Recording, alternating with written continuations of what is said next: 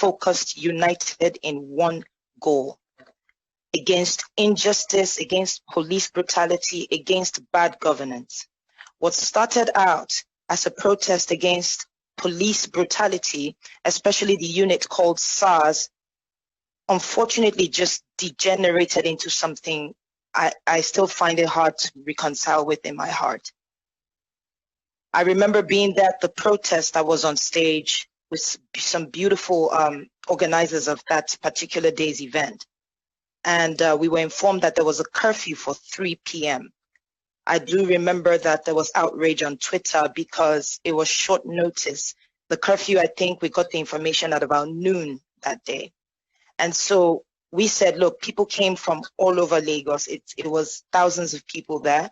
The best thing we can do if people can't make it home, we'll sit still, don't do anything, don't move. We'll sit still and we'll sleep over till night. It was at the toll gate. And then later on, we got, sorry about that. And then later on, we got, I'm so sorry. I don't know if you can hear me. Okay, great. I'm getting some messages in my ear.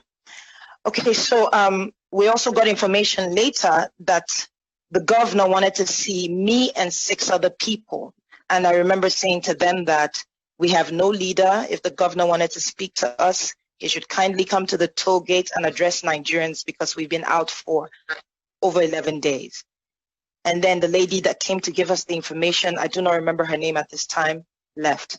She came back some 30 minutes later to inform us that the curfew had been canceled and moved to 9 p.m.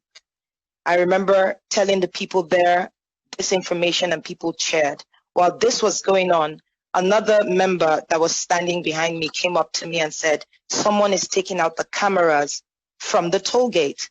And I said, do you recognize who? Because we had,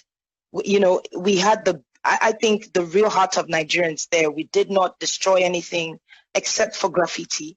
We did not take anything. We did not take anything from the toll gate. We cleaned up after ourselves. So we wanted to be sure it wasn't happening. Well, it wasn't a protester that was doing that. And then we found out that it was one of the staff, or, he had the LCC uniform. Those are the people that manage the toll gate. So he took a picture just to keep and, to sort of use as proof that we didn't destroy or take anything. And then we realized that the big billboard that is over the toll gate had been turned off. And so just before 7, it was like to 7, maybe quarter to 7, not too sure on the exact time, but to 7, we heard gunshots coming from behind.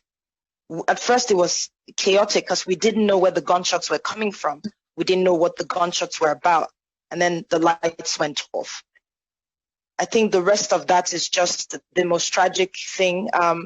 I thought I was going to die. I thought we're all going to die. And it was in that moment that I said, let me go live on Instagram so people see what happened to us. People see where we were killed. I just believed that was what was going to happen.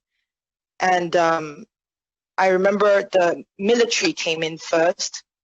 They stopped shooting at some point, and I walked up to one of them and I asked him why he was shooting at us. And he said he had express orders from above and that I was coming too close to him. And if I came too close, it would be considered an attack on him and he would have to shoot. So I moved back and asked everyone to move back. It didn't take maybe another 10 minutes. The shooting started again. I remember seeing 7 people that had been